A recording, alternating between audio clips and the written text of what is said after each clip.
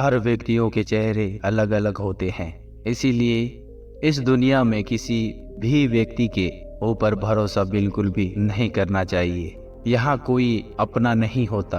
कैसे लोगों के विचार दिमाग से निकलकर खुद को बुद्धिमान बनाकर सफलता हासिल की जा सकती है, इस विषय पर आज की प्रसिद्ध भिक्षु की कहानी मैं आपको सुनाऊंगा। तो चलिए कहानी की शुरुआत करते हैं। दोस्तों, यहाँ के लोग जिन्हें आप अपना समझते हैं, आप सोचते हैं कि आपके मित्र, आपके संबंधी, आपके अपने हैं। आप सोचते हो कि आपकी पत्नी, आपके बच्चे आपके अपने हैं, तो आप एक बहुत बड़ी भूल कर रहे हैं, क्योंकि इस दुनिया में आपका अपना कोई नहीं है। कोई किसी का नहीं है, ना ही आप किसी के हैं। इस दुनिया का सबसे बड़ा दुख तो यही है कि यहाँ सभी मेरे अपने हैं, और यही वजह है कि आप हमेशा दुखी रहते हैं।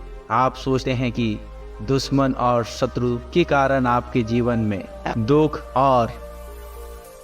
दुख है, लेकिन इससे कहीं ज्यादा दुख हमारे जीवन में हमारे अपने ही हमें देते हैं। जो लोग अपने जीवन को खो देते हैं, उनके जीवन को खोने का सबसे बड़ा कारण उनके अपनों के द्वारा किया गया वह दुखी होता है। हम हमेशा यह सोचते रहते हैं कि हम तो अपनों के लिए कर रहे हैं, हम जो कुछ भी कर रहे हैं अपने परिवार के लिए कर रहे हैं। हमेशा हम दूसरों की इच्छाओं को पूरा करने में लगे रहते हैं, क्योंकि हम चाहते हैं कि वह जिन्हें हम अपना मानते हैं, जिन्हें हम अपना कहते हैं, वह हमेशा खुश रहे, उन्हें किसी भी चीज की कोई कमी ना हो, उनका जीवन सुखी से भरा रहे। और आपके लिए हमें जो कुछ त्याग करना पड़ता है, हम वही भी त्याग करने के लिए तैयार हो जाते हैं। यहाँ तक कि हम अपना जीवन भी जीना भूल जाते हैं, और अपनों की ख्वाहिश, अपनों के सुख के लिए हम अपना पूरा जीवन यूं ही मेहनत करते जाते हैं, अपने जीवन को यूं ही घिसते रहते हैं। लेकिन जब आप उसकी ख्वाहिश को पूरा करने के बाद अपनी किसी इच्छा को पूरा करने की कोशिश करते हैं, तब वही अपने आप को स्वार्थी कहने लगते हैं, आपसे नाराज हो जाते हैं, आपसे बात तक नहीं करते, आप पर तरह तरह के सवाल उठाते हैं, आप पर उंगलियां उठती है। तब हमें यह एहसास होता है कि हमारा सब कुछ किया धरा मिट्टी में मिल गया है। तब हमारे दिल को एक गहरी चोट पहुंचती है, और तब हम यह महसूस कर पाते हैं कि यहाँ पर हमारा अपना कोई नहीं। आपने अपने जीवन में कभी ना कभी इस बात का अनुभव तो किया होगा, क्योंकि ऐसा स्वाभाविक है और यह हर किसी के साथ होता है। और इसका एकमात्र कारण यह है कि हम कभी भी सत्य को देख नहीं पाते, क्योंकि यहाँ पर अपना कोई नहीं है। और जैसे ही आप किसी को अपना कहते हैं, अपना मानते हैं, वह कोई और हो जाता है, अर्थात यह दूसरा हो जाता है, क्योंकि अपना तो कोई और ही है, जैसे आप कभी देख नहीं पाते, जिससे आप कभी मिल नहीं पाते, और आप उससे कभी कोई बात भी नहीं करते, ना ही आप उसकी कभी कोई बात सुनते। वही आपसे सबसे ज्यादा करीब होता है, वही अपना होता है, परंतु आप उसे ना तो कभी अपना मानते हैं और ना ही उसे कभी अपना समझ पाते। इस दुनिया में आपके सारे रिश्तेदार स्वार्थी हैं। आप जो अपनों को दे रहे हैं, जरा उसे वापस लेकर देखिए, या उन्हें वह देना बंद कर दीजिए। आप उन्हें देना चाहते हैं या वह पाना चाहते हैं, तब आपको अपनों की जगह दूसरे अवश्य नजर आएंगे, और तब आप भी यकीन करने लग जाएंगे कि आपका अपना कोई नहीं है। बहुत समय पहले की बात है, एक नगर में एक युवक रहता था जो अपने अपनों से बहुत परेशान हो चुका था, जिस कारण वह अपने जीवन को समाप्त करना चाहता था। और वह अपने जीवन को समाप्त करने के लिए एक नदी के किनारे जा पहुंचा। जब वह उस नदी में छलांग लगाने वाला ही था कि तभी वहां पर एक गुरु आ पहुंचे। उन्होंने उस युवक से कहा, क्या बात है बेटा, क्या जीवन में तुम्हें अच्छा नहीं लग रहा है? आखिर तुम इतने कीमती जीवन को क्यों नष्ट कर रहे हो? इस पर व्यक्ति उदास हो गुरुवर से कहता है, हे गुरुवर, जिंदगी भर जिन्हें मैंने अपना माना, जिन्हें मैं अपना समझा, जिनकी मैंने हर ख्वाहिशें पूरी की, जिन पर मैंने सब कुछ लुटा दिया। आज मैंने बस इतनी सी ख्वाहिश रखी कि वे लोग मेरा सम्मान करें। आज जब मैं उन्हें कुछ देने लायक नहीं हूँ तो उन्होंने मेरा सब कुछ किया हुआ मिट्टी में मिला दिया। वे कहते हैं कि तुमने मेरे लिए क्या ही किया है। यह बात सुनकर मुझे ऐसा लगने लगा कि मेरा तो पूरा जीवन ही व्यर्थ हो गया। मैंने अपना जीवन व्यर्थ के संघर्षों में यूं ही निकाल दिया। और तब मेरे मन में तरह तरह के प्रश्न उठने लगे। मैं यह सोचने लगा कि आखिर यहाँ पर कौन है जो अपना है। आखिर किसके लिए मैं यह सब कर रहा हूँ और कर रहा था। मैंने यदि उनके लिए कुछ किया ही नहीं तो मेरे जीवित रहने का क्या मतलब है। इससे तो अच्छा है कि मैं अपने जीवन को यहीं पर समाप्त कर लूं। उन गुरुवर ने उस युवक की सारी बातें ध्यान पूर्वक सुनी और उसके बाद वह उस युवक से कहते हैं, बेटा, यहाँ पर एक ऐसा व्यक्ति है जो केवल और केवल तुम्हारा ही है। वह तुम्हारा अपना है। उसका और तुम्हारा संबंध किसी स्वार्थ पर आधारित नहीं है। वह तुमसे कुछ भी नहीं मांगता। वह तो तुम्हें कुछ देने के लिए तैयार खड़ा रहता है। यह बात सुनकर वह व्यक्ति थोड़ा सा अचंभित हुआ। उसे समझ नहीं आया कि आखिर ऐसा कौन सा व्यक्ति है जो मेरे लिए खड़ा है और जो मुझे सब कुछ देना चाहता है। कुछ देर सोच विचार करने के बाद वह उन गुरुवर से कहता है, हे गुरुवर, आखिर आप कहना क्या चाहते हैं। आखिर ऐसा कौन सा व्यक्ति है जो स्वार्थी नहीं है और जो मुझे कुछ देना चाहता है। आगे वह युवक उन गुरुवर से कहता है कि हे गुरुवर, मैं जितने भी लोगों को जानता हूँ, मैं जितने भी अपनों को जानता हूँ, मेरे मित्र, रिश्तेदार, सहयोगी, मेरे शत्रु और यहाँ तक कि मेरे परिवार वाले, उन सबको मैं अच्छी तरह से जानता हूँ। उन सभी से जो मेरे खास हैं, जो मेरे अपने हैं, उन्हें भी मैं अच्छी तरह से जानता हूँ। पर उनमें से तो ऐसा कोई नहीं है जैसा कि आप मुझे बता रहे हैं। इस पर वह गुरु उस युवक से कहते हैं, बेटा, तुम उसे नहीं जानते, लेकिन वह तुम्हारा अपना ही है जो तुम्हें हमेशा कुछ ना कुछ देता ही आया है। पर तुमने ना तो कभी उसे देखा है और ना ही कभी उसकी कोई बात सुनी है। इस पर वह युवक बहुत आश्चर्यचकित रह गया। उसे समझ नहीं आ रहा था कि आखिर वह कौन है जिसे वह नहीं जानता, जिसकी वह बात नहीं सुनता। तभी वह गुरु से कहता है, हे गुरुवर, आखिर ऐसा कौन सा व्यक्ति है, कृपया करके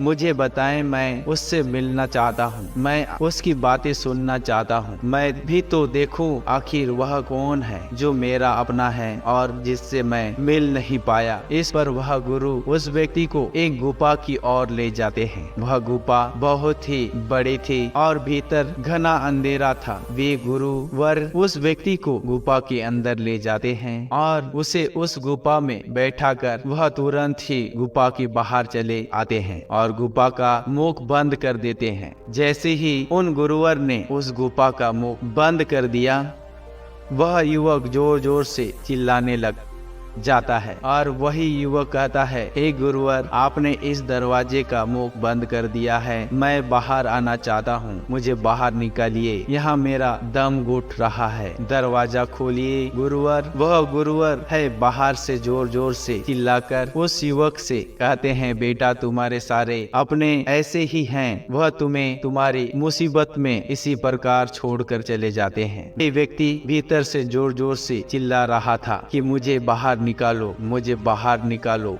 मैं यहाँ से निकलना चाहता हूँ। लेकिन उन गुरु ने उस की एक ना सुनी। वह इस गुफा के दरवाजे के मुख खड़े थे, लेकिन उन्होंने एक बार भी उस गुफा के दरवाजे का मुख नहीं खोला। तभी भीतर से उस व्यक्ति के जोर जोर से चिल्लाने की आवाज आई। वह कह रहा था कि गुरुवर, आप भी तो दूसरों की तरह ही निकले, आप भी तो मुझे मुसीबत में इस प्रकार छोड़कर भाग गए। तभी वह गुरुवर उस युवक से कहते हैं, बेटा, जिन्हें तुम अपना मानते हो, जिन्हें तुम चाहते हो, वह सब तुम्हारे पराये हैं। तुम कितना भी रो, कितना भी गिड़गिड़ाओ, इस दुनिया में किसी को कोई फर्क नहीं पड़ता। तुम्हारे ऊपर कितनी भी बड़ी मुसीबत क्यों ना हो या आ जाए, उन्हें इस बात की कोई चिंता नहीं। उन्हें तो केवल अपना स्वार्थ नजर आता है। वह तुम्हारे साथ केवल तब तक ही रहेंगे जब तक कि तुम उनके काम के रहोगे। इतना कहकर वह गुरुवर शांत शांत हो गए और कुछ देर बाद उस गुफा से चीखने और चिल्लाने की आवाज भी बंद हो गई। वह युवक उस गुफा के दरवाजे पर बैठकर रो रहा था और मन ही मन यह सोच रहा था, मैं यहाँ पर कहाँ आकर फंस गया। वह गुरुवर तो मुझे इस अंधेरे गुफा में छोड़कर भाग गए, अब मैं यहाँ से कैसे निकलूं? वही व्यक्ति अपने हालातों पर रो रहा था, लेकिन कुछ देर बाद अचानक वह शांत हुआ और निकल कर ही रहेगा। वह इस गुफा का दूसरा मार्ग खोज कर ही रहेगा। इतना सोचकर वह एक बार फिर से खड़ा हुआ। जब गुफा के अंदर अंधेरे में उस गुफा से बाहर निकलने का मार्ग ढूंढने लगा और करीब 4 से 5 घंटे के बाद आखिरकार उस व्यक्ति ने एक दूसरा मार्ग ढूंढ ही निकाला जो उसे उस गुफा से बाहर निकाल सकता था। वह जैसे तैसे उस गुफा से बाहर निकला और वही उसी मार्ग पर आ पहुंचा जिस मार्ग से वह गुफा के भीतर गया था। तभी उसने देखा कि बाहर गुरुवर अभी भी बैठे हुए हैं। यह देखकर उसने उन गुरुवर के ऊपर बहुत क्रोध आया और वह क्रोधित होकर उन गुरुवर के पास पहुंचा और उन गुरु से कहने लगा, क्या आप पागल हैं? आपने मुझे इस गुफा में क्यों बंद कर दिया था?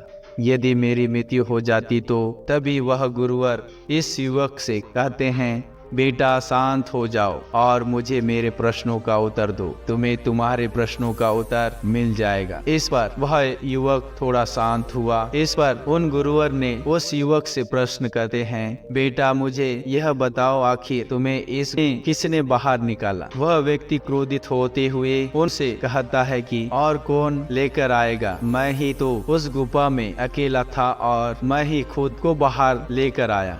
इस पर वह गुरुवर मुस्कुराने लगे और युवक से कहते हैं, देखा आखिरकार हम ही अपने होते हैं, हम ही अपने आप को बचाते हैं, हम ही अपनी देखभाल करते हैं, अपनी फिक्र करते हैं और हम ही अपने सबसे ज्यादा करीब होते हैं। हम ही अपने हैं और बाकी सब तो जैसा कि तुमने कहा, तुम स्वयं ही अपने आप को इस गुफा से बाहर निकाल कर लाए। इसी प्रकार तुम ही अपने जीवन भर अपने साथ रहते हो, अपने साथ जीते हो।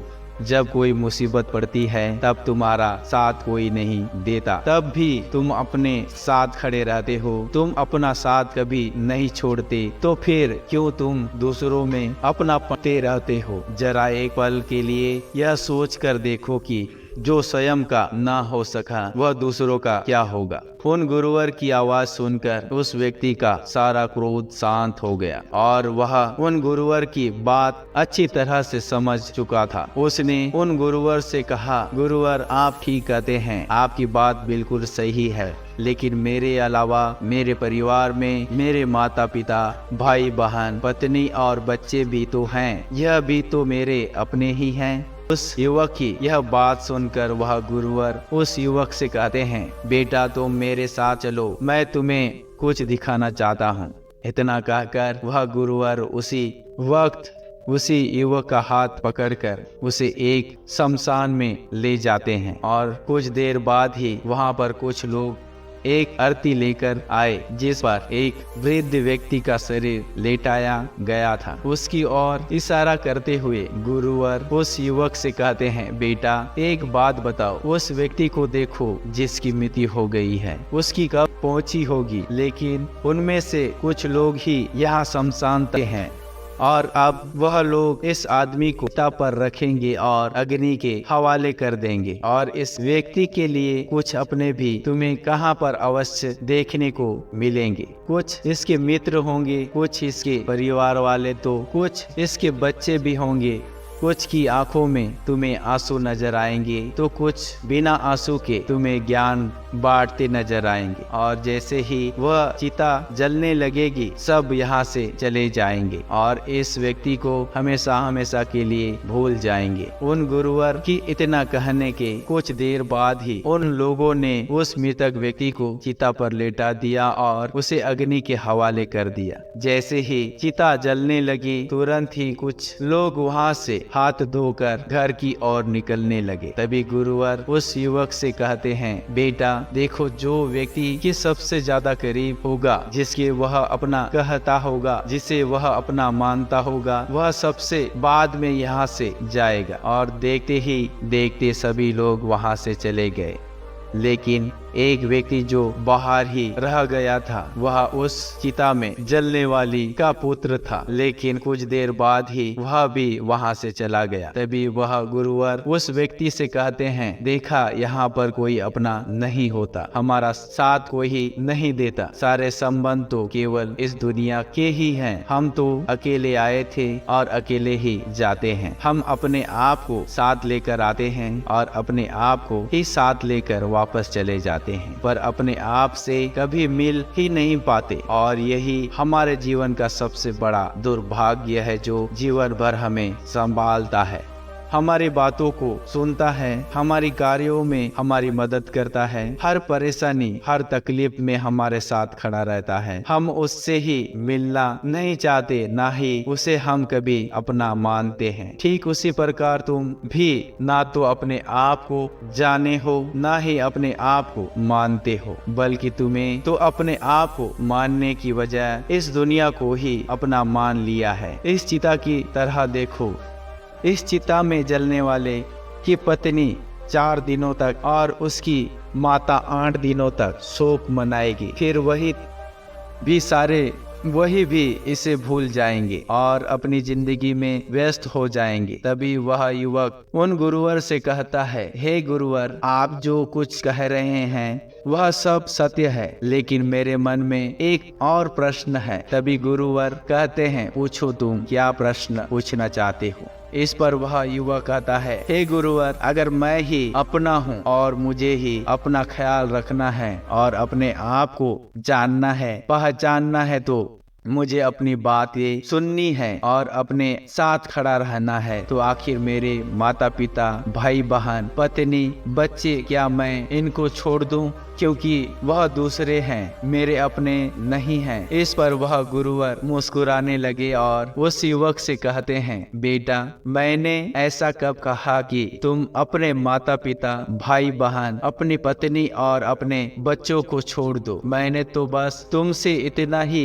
कह रहा हूँ कि जिस दिन तुम स्वयं को जान जाओगे, तुम अपने आप को पहचान जाओगे और जिस दिन तुम्हारा स्वयं से मिलन हो जाएगा, उस दिन से तुम यह सोचकर कभी नहीं जाओगे कि जो भी तुम कह रहे हो या तुम कर रहे हो, उसके बदले में तुम्हें कुछ प्राप्त नहीं होगा। तब गुरुवर की आवाज सुनकर वह युवक आश्चर्यचकित रह गया। वह समझ नहीं पा रहा था कि आखिर गुरुवर क्या कहना चाहते हैं। तभी वह युवक उन गुरुवर से कहता है, हे गुरुवर, एक तरफ तो आप कह रहे हैं कि वह सारे तुम्हारे अपने ही हैं और दूसरी तरफ आप यह भी कह रहे हैं कि उन्हें ना छोड़ो। आखिर मैं आपकी बात समझ नहीं पा रहा हूँ, आप कहना क्या चाहते हो। इसका जवाब देते हुए वह गुरुवर उस युवक से कहते हैं, बेटा, जिस दिन तुम्हारा तुमसे मिलन हो जाएगा, उस दिन के बाद से तुम किसी भी दूसरे के लिए दुखी नहीं रहोगे, क्योंकि तब तुम उनके लिए जो भी करोगे केवल यह सुनकर नहीं करोगे कि भविष्य में तुम्हें कुछ मिलेगा। जैसे कि आज अभी कुछ देर पहले तुम यही सोच रहे थे कि तुमने अपने लिए जो कुछ भी किया है उसके बदले तुमने आज तक उनसे कुछ नहीं मांगा है। बस तुम तो उनसे केवल थोड़ा सा सम्मान चाहते हो, लेकिन वह तुम्हें सम्मान नहीं दे रहे हैं और यह भावना तुम्हें दुख पहुंचा रही है। लेकिन जब तुम स्वयं को जान जाओगे तो तुम्हारे भीतर से यह भावना भी चली जाएगी और तब तुम किसी से न कोई आशा रखोगे और न ही तुम्हारी आशाएं टूटेगी और न ही तुम्हें कभी दुख पहुंचेगा। जिसे भी तुम अपना कहते हो वह सब तुमसे अपने स्वार्थ के लिए जुड़े हुए हैं और जो कुछ भी तुम उनके लिए कर रहे हो उनमें भी तुम्हारा स्वार्थ छुपा हुआ है, क्योंकि जो कुछ भी तुम उनके लिए कर रहे हो उनके बदले में तुम भी तो उनसे कुछ चाहते हो और अगर उन्होंने तुम्हें वो कुछ नहीं दिया जो तुम चाहते हो तो तुम्हारे भीतर तुरंत प्रश्नों के सैलाब उठने लगते हैं। तुम यह सोचने लग जाते हो कि मैंने तो उनके लिए इतना कुछ किया, लेकिन वह मेरे लिए कुछ नहीं करना चाहते, वह मुझे कुछ नहीं देना चाहते। इसीलिए दुनिया में अगर कोई हमारा है तो वह हम खुद ही हैं। हम ही अपने साथ हमेशा रहते हैं। इतना कहकर वह गुरुवर शांत हो गए और उस युवक को भी अब उन गुरु की बात अच्छी तरह से समझ में आ चुकी थी। उस युवक ने उन गुरुवर को प्रणाम किया और वापस अपने घर लौट गया। अब से वह अपने परिवार के साथ हंसी खुशी रहता और रहने लगा। वह अपने परिवार के लिए सब कुछ करता, परंतु कोई आशा नहीं रखता बदले में उसे भी कुछ वापस मिलेगा, बल्कि यह तो अपने साथ मस्त रहता,